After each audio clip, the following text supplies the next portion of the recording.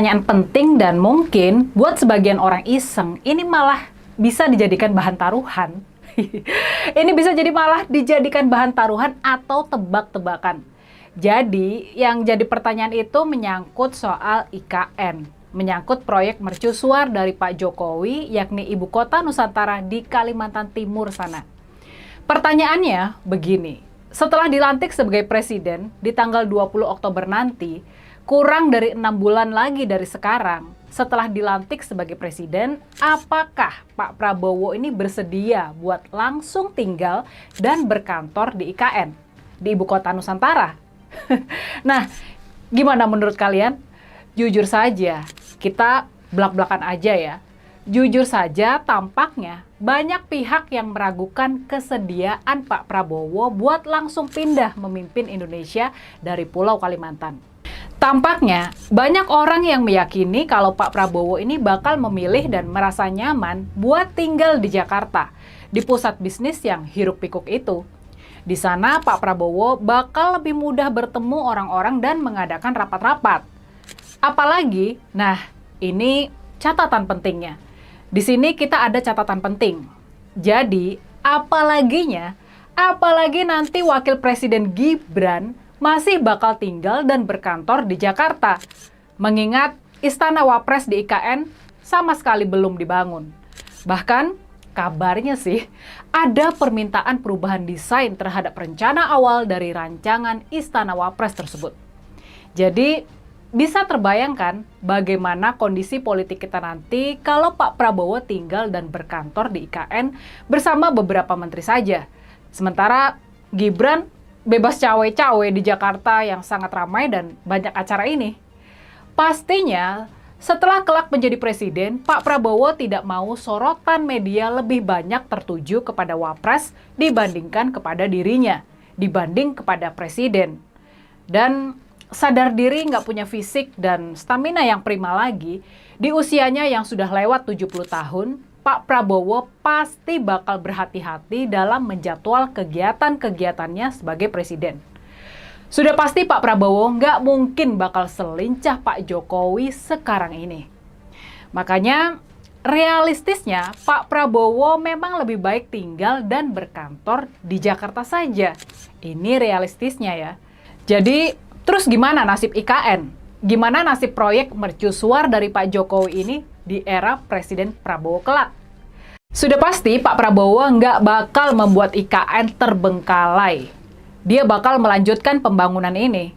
Pembangunan dan perpindahan ibu kota ke IKN sudah diatur dalam undang-undang. Tapi bisa jadi kemungkinan besarnya Pak Prabowo nggak bakal seantusias Pak Jokowi dalam mewujudkan ibu kota baru tersebut.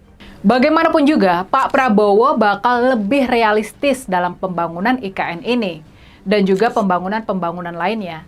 Pak Prabowo nggak bakalan setidaksabaran Pak Jokowi dalam menekan menteri-menterinya dalam bekerja membangun infrastruktur.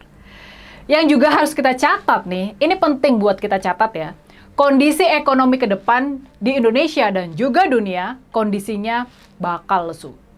Ekonomi bakal sulit akibat berbagai konflik perang yang terjadi di berbagai negara. Jadi, dengan kondisi ekonomi dan keuangan yang lebih morat-marit, sudah pasti kemampuan keuangan pemerintahan Pak Prabowo dalam mewujudkan IKN bakal terbatas. Dan Pak Prabowo pun diramalkan nggak bakal sangat murah hati kepada para investor yang mau membantu pembangunan IKN. Sebagaimana sikap Pak Jokowi sekarang ini. Pak Prabowo nggak bakal mau obral kebijakan dan kemudahan buat para investor demi pembangunan IKN. Tapi walaupun lebih lambat, walaupun bakal sangat lebih lambat, percayalah, proyek IKN bakal tetap dilanjutkan. Itu prediksinya. Nah, sekarang kita balik lagi ke topik awal kita tadi. Kita balik lagi ke soal apakah Pak Prabowo ini bakal berkantor langsung di IKN. Ini yang jadi tanda tanya besar dan bakal jadi simbol penting dari pemerintahan Pak Prabowo ke depan. Sikap Pak Prabowo ini juga bakal jadi indikasi hubungannya dengan Pak Jokowi. Apakah Pak Prabowo masih bisa dikendalikan oleh Pak Jokowi? Apakah Pak Prabowo masih kompak dengan Pak Jokowi? Ataukah Pak Prabowo nanti sesudah dilantik bakal langsung jalan sendiri dan nggak mau diatur-atur lagi. Jujur saja, sebagai presiden terpilih nih, walaupun dalam keterpilihannya ada campur tangan yang besar dari Pak Jokowi, tapi sebagai presiden terpilih, Pak Prabowo sepenuhnya berhak menentukan sendiri arah pemerintahannya. Negara kita menganut sistem presidensial dan itu artinya kekuasaan presiden memang sangat besar. Bahwa Pak Prabowo bakal lebih berhitung dan berhati-hati soal IKN itu adalah hak dan pilihannya. Bahwa dia merasa masih lebih efektif memimpin Indonesia dari Jakarta itu juga adalah hak dan pilihannya. Dan bahwa Pak Jokowi nggak bisa apa-apa atas pilihan-pilihan dari Pak Prabowo kelak itu realitas yang harus bisa diterima. Bukan rahasia lagi, sekarang ini banyak ahli ekonomi, terutama yang konservatif, menilai pembangunan yang dilakukan oleh Pak Jokowi terlalu jor-joran dan fokus pada pembangunan fisik serta infrastruktur. Semua itu dilakukan secara terlalu membabi buta. Semua itu dilakukan dengan mengabaikan kehati-hatian ekonomi. Kenyataan kalau pertumbuhan ekonomi Indonesia terus berkutat di angka 5%, nggak bisa mencapai target 7%, walaupun sudah dilakukan pembangunan yang masif dan jor-joran. Ini juga jadi sebuah tanda tanya besar. Apakah strateginya selama ini masih kurang tepat atau masih kurang lengkap? Makanya bisa dipahami kalau ke depan para ahli ekonomi dari Pak Prabowo bakal meminta pemerintah buat lebih berhati-hati dan fokus pada pembangunan sumber daya manusia. Dan karenanya soal nasib IKN, dia nggak bakalan jadi prioritas pemerintahan mendatang. Ya, begitulah prediksi dan ramalan soal nasib IKN di era pemerintahan Pak Prabowo nanti.